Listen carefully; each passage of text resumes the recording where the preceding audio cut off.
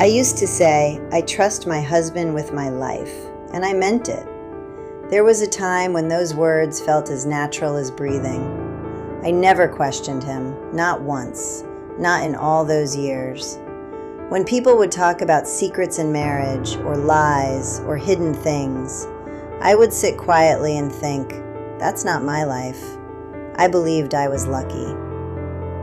His name was Daniel. We met when I was 26. I still remember that day so clearly. It was a quiet afternoon at a small bookstore. I was standing near the window, flipping through a novel I never finished, and he walked in like he already knew me. "Excuse me," he said, smiling gently. "Is that book any good?" I looked up, a little surprised. "I just started it." "Well," he said, "maybe we can both find out together." It was simple, soft, nothing dramatic, but something about him felt safe. And at that age, safety felt like love. We got married 2 years later. It wasn't a big wedding, just close family, a few friends. I remember standing there in my dress, looking at him, thinking, this is the man I will grow old with. And for a long time, that's exactly what it felt like. Daniel was not loud, not overly emotional. He was steady, calm, the kind of man who didn't say much, but when he did, you listened. He worked hard, came home on time, never gave me a reason to worry. At least, that's what I thought. Our early years were quiet but happy. We didn't have much money, but we had peace. We would sit at the kitchen table in the evenings, eating simple meals. Sometimes we talked, sometimes we didn't. But even the silence felt comfortable. Maybe you've known that kind of silence too, the kind that doesn't feel empty. After a few years, we had our first child, a boy. I remember how nervous Daniel was at the hospital. He kept pacing, running his hands through his hair. But when he finally held our son, his whole face changed. "I'll take care of you," he whispered to him. And I believed he meant it. He was a good father, gentle, present. He would read bedtime stories even when he was tired. He never raised his voice, never lost control. People would often say, "You're so lucky, he's one of the good ones." And I would smile, because I thought so too. Years passed. Life moved the way it always does, slowly and then all at once. We bought a house, nothing fancy, but it was ours. I planted flowers in the front yard. He fixed things around the house on weekends. We built routines, little habits that made our life feel stable. Sunday mornings were always the same. Coffee, newspaper, quiet music in the background. Sometimes he would look at me and smile, like he was content. I held on to those moments. But somewhere along the way, things began to shift. Not in a big way, not all at once, just small things. At first it was his work. He started coming home a little later than usual. Not too late, just enough to notice.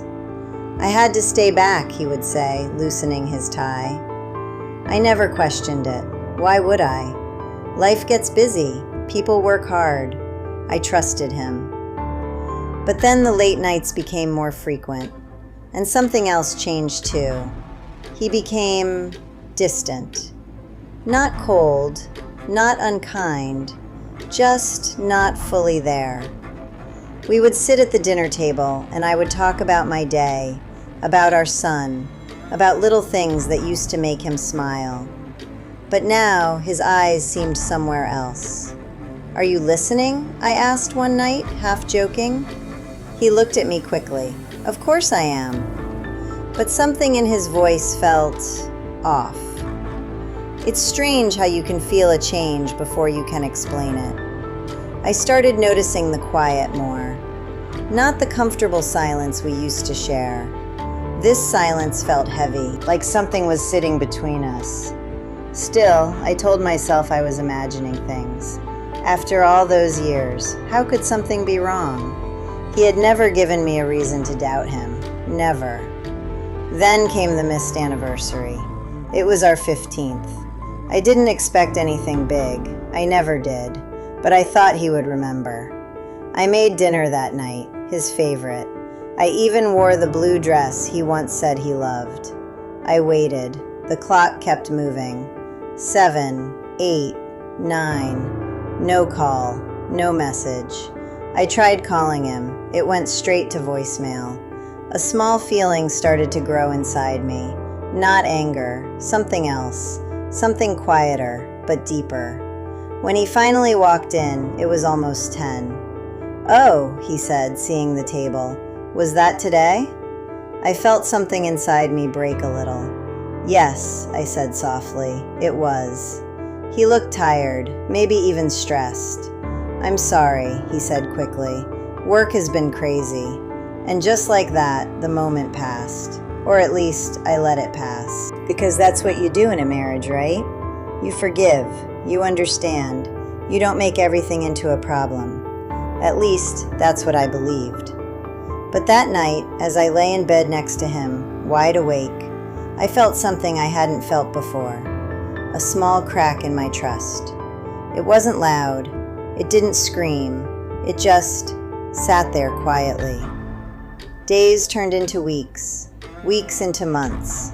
The distance grew, but in a way that was hard to explain. He still came home, still sat at the table, still asked, "How was your day?" But it felt like we were acting out a routine, not living it. And then there were the phone calls. He started stepping outside to take them. At first, I didn't think much of it. But one evening, I happened to walk past the window while he was outside. He was speaking softly, almost carefully. I couldn't hear the words, but I saw his face, and something about it made my chest tighten. When he came back in, I asked casually, "Who was that?" "Work," he said quickly. Too quickly, I nodded. But that small, quiet feeling, it grew a little stronger. Maybe you know that feeling, when your heart starts asking questions, but your mind keeps trying to silence them. I told myself I was overthinking. I told myself, he's my husband. I trusted him completely. Until one afternoon, everything changed. It was a normal day, nothing special. I was cleaning the living room. The house was quiet. Our son was at school. Daniel had left for work early that morning, or at least that's what he said. His phone was on the kitchen counter. He had forgotten it. That had never happened before. I noticed it when I went to make tea. For a moment, I just stood there, looking at it. I don't know why. Maybe it was that feeling again, that quiet voice inside me. I picked it up, not to snoop. At least, that's what I told myself. I just wanted to see if he had called. Maybe to remind him about something. But then, a message lit up the screen. And in that one moment, the life I thought I knew started to fall apart. I froze. My hands trembled slightly as I stared at the message. At first, I didn't even want to read it. My mind tried to block it, telling me it couldn't be real. This isn't him. He wouldn't. But curiosity, or maybe fear, pushed me forward. I opened it. It was from a woman I had never heard of. Simple words, casual, almost friendly. But the tone, it carried something hidden, something intimate. "Can't wait to see you tonight." My heart stopped. I sat down on the kitchen floor, my tea forgotten, growing cold. My mind spun. This can't be happening. Not Daniel, not my Daniel. I tried to tell myself it was a misunderstanding. Maybe it was a colleague joking. Maybe the words meant something else entirely. But deep down, I already knew. The trust I had built over decades was cracking. When Daniel came home that evening, I was quiet. I didn't ask immediately. I waited. I watched him. He smiled, he joked about his day, he hugged our son. Everything looked normal. Everything looked like before. But the air between us had changed. Later that night, when the house was dark, I confronted him. I asked about the message. My voice shook, but I tried to keep it calm. Daniel froze. He looked at me for a long time, and for the first time in all our years together, I saw a different man. Not the steady, calm husband I knew, a man cornered, vulnerable, guilty. He didn't lie, not directly. He admitted it. "Yes," he said quietly, I've been seeing someone else." I don't remember how I reacted at first. Shock? Anger? Betrayal? Probably all three. I wanted to scream, to throw something, to demand answers. But instead, I just sat there. The world had gone silent. All those small moments, the late nights, the distant looks, the phone calls outside, they all came rushing back. I remembered the anniversary he forgot, the dinners we ate in silence, the quiet distance growing between us. And now it made sense. Every uneasy feeling I had been pushing aside, every instinct telling me something was off, it was all true. I didn't cry immediately. I didn't yell. I just sat there, letting the words sink in. The man I had trusted completely, the man I had built a life with, had betrayed me. For days, I didn't know what to do. I wandered through the house, touching things, seeing traces of our life together, and feeling suddenly that none of it mattered. I questioned every memory, every laugh, every smile, every promise. Were they real, or just part of the lie? Our son noticed. I could see it in his eyes. He asked if everything was okay, and I lied. I told him, "Yes, honey, everything is fine."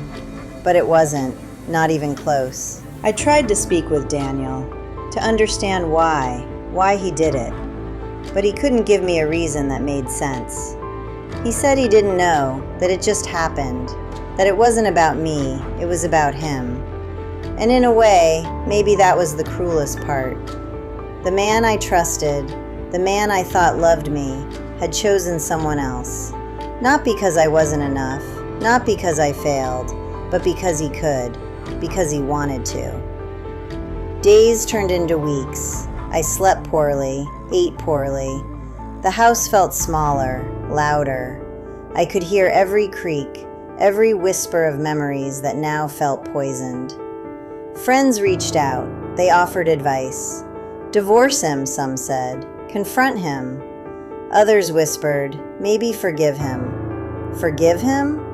I thought about our years together, about the life we built, the moments we shared, about trusting him completely and never questioning a single thing. And yet, that trust was shattered. There were nights I sat alone in the living room, looking at our wedding photos, and felt nothing but emptiness. The laughter frozen in those images seemed like a mockery now. And yet, a small, stubborn part of me still remembered him differently. I remembered the soft way he held our son, the quiet mornings with coffee and newspapers, the laughter during our vacations, the small gestures that once made my heart swell. It made it harder, because even as I felt betrayed, even as I questioned every piece of our life, I couldn't erase those memories.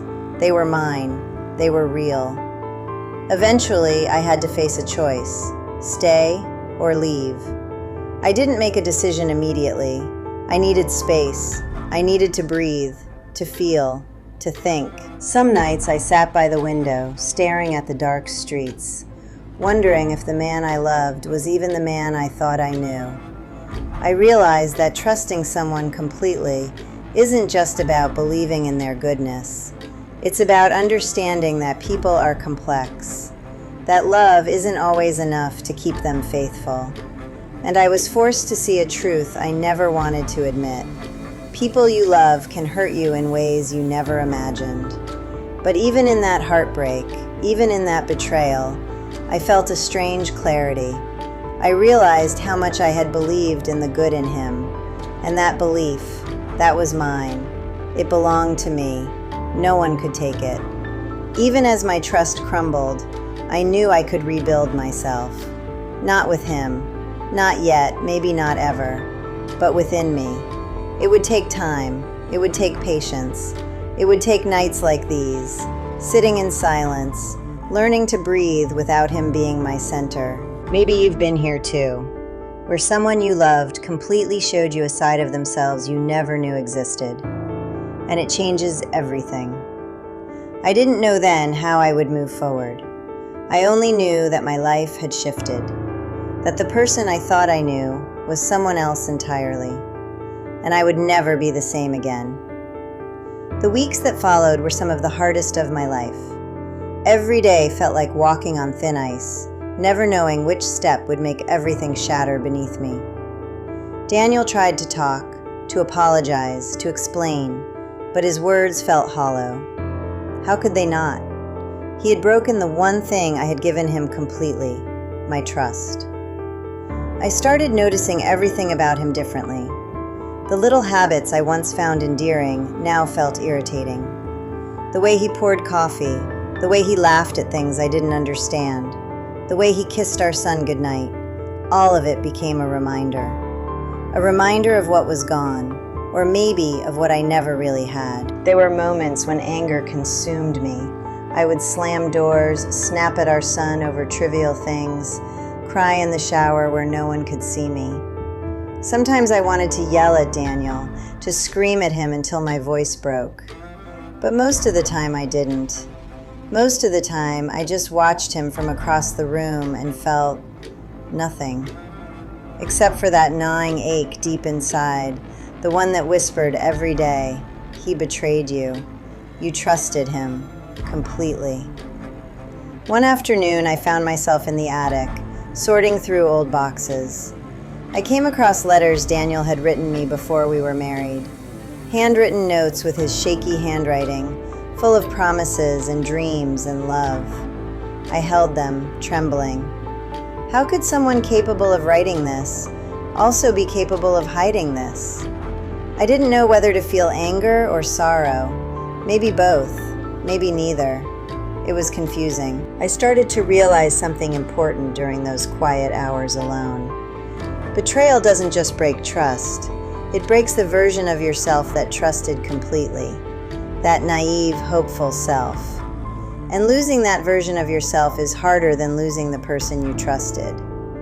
I began to think about all the times I had ignored little signs, the late nights, the secrecy, the distance. I had convinced myself it was nothing, that my love was enough to hold everything together.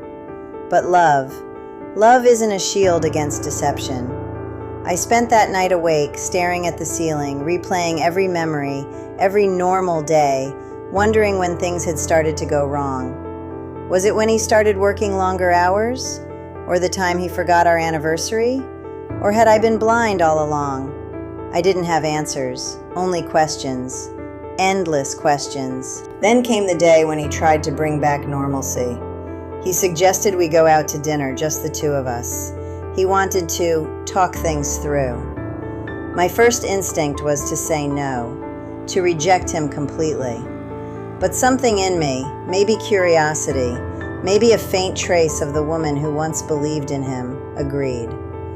We sat across from each other at a quiet restaurant. The lighting was soft, warm. Outside, the city hummed, oblivious to the storm inside me. He reached for my hand. I pulled it back. I know I hurt you, he said quietly. I can't take back what I did. I know that. But I want you to know, I never stopped caring about you, about our family. I looked at him, really looked at him, for the first time in weeks. And I saw something I hadn't seen before. Shame, regret. A man broken by his own choices. But seeing him broken didn't fix anything. It didn't erase the nights I cried alone, or the ache of betrayal, or the gnawing questions. I realized that forgiveness wasn't about him. It wasn't about making things right between us. It was about me, about whether I could survive this and still be whole. I thought about the little moments of kindness he still showed, helping our son with homework, making tea when I was sick, holding my hand gently when he thought I wasn't noticing. Those gestures didn't erase the betrayal, but they reminded me that human beings are complicated, that people can hurt and love at the same time. I started writing again, Not for Daniel, not even for anyone else, just for me. Journals filled with my anger, my pain, my memories of the man I thought I knew. Writing became a lifeline, a way to process the storm inside me. Some days were harder than others. Some nights I would lie awake, staring at the ceiling, imagining the life I could have had if none of this had happened. But slowly, very slowly, I began to reclaim pieces of myself. I began going for walks alone, breathing in the crisp air, feeling alive again. I started visiting friends I had drifted away from, reconnecting with people who reminded me of who I was before marriage became the center of my universe. And through it all, Daniel watched, quietly, respectfully, sometimes approaching, sometimes giving me space. I didn't know if we would ever be us again. I didn't know if I wanted that. What I knew was that I could survive, that I could feel, even in heartbreak, that I could trust myself again, if not him. There were moments of anger, yes, moments when I wanted to lash out, but they didn't define me anymore. They were small storms I could weather. And through those storms, I started to understand something. Love isn't always about staying. Sometimes love is about letting go, even if it's just letting go of the version of someone you thought you knew. Maybe you felt this too. That quiet, painful realization that someone you love deeply, someone you trusted completely, is not who you believe them to be. And yet, you find a way to survive, to carry on. It was in those long, quiet hours that I began to see myself differently. Stronger, wiser, more careful, but also more compassionate. Because betrayal teaches you not only about others, but about the human heart itself. I didn't know what the future held. I didn't know if our marriage would ever be the same. But I knew one thing. I could live. I could breathe. I could trust myself again. And sometimes that is enough. Time passed, as it always does, whether you want it to or not. Days blurred into weeks, weeks into months, and slowly, almost imperceptibly, the sharp edges of betrayal began to dull. Not disappear, not forgiven, not forgotten, but dulled, like a stone smoothed by a river over time. Daniel and I didn't reconcile in the way people imagine in movies. There were no dramatic confessions or tears of joy. There were no sudden declarations that everything would be perfect again. We simply learned to coexist. A fragile truce, built not on trust, but on necessity and shared history. I began to focus on myself more, my life, my passions, my quiet joys. I joined a book club and discovered women my age who had lived through heartbreak and thrived. I started volunteering at a local community center, helping people who had nowhere else to turn. Each smile I received, each word of thanks, reminded me that the world was bigger than the confines of my own pain. I learned that life after betrayal doesn't mean forgetting. It means seeing clearly, seeing people as they are, flaws and all, and choosing how you respond. I didn't need to erase Daniel from my life entirely. I just needed to protect my heart. There were moments, unexpected and quiet, that reminded me of the man I had once loved. A thoughtful gesture, a shared memory, a gentle word. I felt a pang of longing, yes, but it was different now, softer, less urgent. I had learned that love is complicated, that it can hurt and heal and change you all at once. One evening, as I sat by the window watching our son play in the yard, I realized something profound. Life is messy, people are imperfect, and trust can be shattered, but it can also be rebuilt, not in the same form as before, but into something wiser, stronger, and more resilient. I thought about the years I had spent believing that trusting someone completely was enough. I had been naive, yes, but I had also loved deeply, fully, and that love, even though it had been met with betrayal, had taught me something invaluable. My heart is capable of resilience, of surviving pain without losing itself. I looked at Daniel, quietly reading in the living room. There was no bitterness in me, no desire for revenge, just understanding. Not everything in life is meant to last the way you hope. Not every person is meant to stay the same. But that doesn't make the love you once gave worthless. Maybe you felt this too, standing at the edge of heartbreak, feeling as if the ground beneath you has disappeared. And yet, somehow, you find your footing again. You rebuild, you breathe, you live. I learned to trust myself first, to honor my own instincts, my own feelings, to recognize the small joys, the quiet victories, and the beauty in moments of peace. And in doing so, I discovered a new kind of strength, one that doesn't depend on another person's actions, but on your own capacity to endure, to reflect, and to grow. I can't say our marriage returned to the way it was. Maybe it never will. But I can say this: I survived. I loved and lost, and I still found my way to hope. And one day, many years from now, when I look back on this story, I won't just remember the betrayal. I will remember the awakening, the moment I realized that life is not about perfect trust, but about trusting yourself enough to move forward, even when everything you thought you knew falls apart. That is the lesson I carry now. Life may break your trust. It may break your heart, but it cannot break the spirit of the woman who learns to stand again. And maybe, just maybe, that is enough.